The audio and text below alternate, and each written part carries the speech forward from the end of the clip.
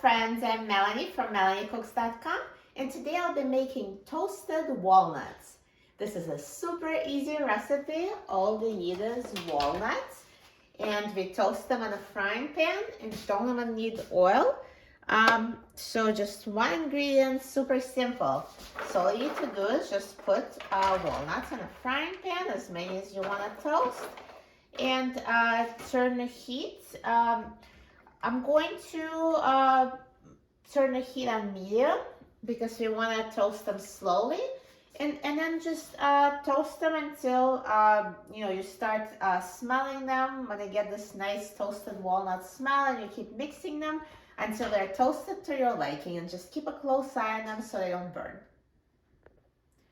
So now they've been toasting for about 5 minutes, and I can actually smell. It's starting to smell like toasted walnuts. So I'm just gonna mix it and continue toasting and keep a close eye on them so they don't burn until they're toasted enough to your liking. So now the walnuts have been toasted over medium heat for a total of about 8 minutes. So the time really depends on how high is your heat and your type of frying pan and how much do you want them toasted. But I tried one and it's exactly how I like them. I don't want them burned. I just want them to be somewhat toasted. They develop this nice deep flavor, and they're more brown than the raw walnuts. So this is done. I'm going to turn off the heat.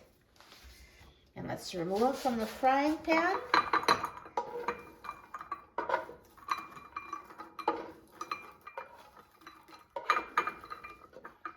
Perfect.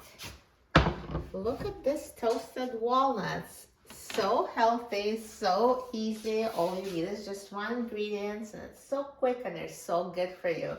Let's try it. I love walnuts.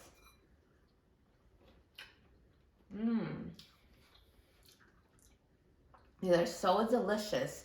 They're warm with a deep toasted flavor. So healthy, so yummy. You will love it.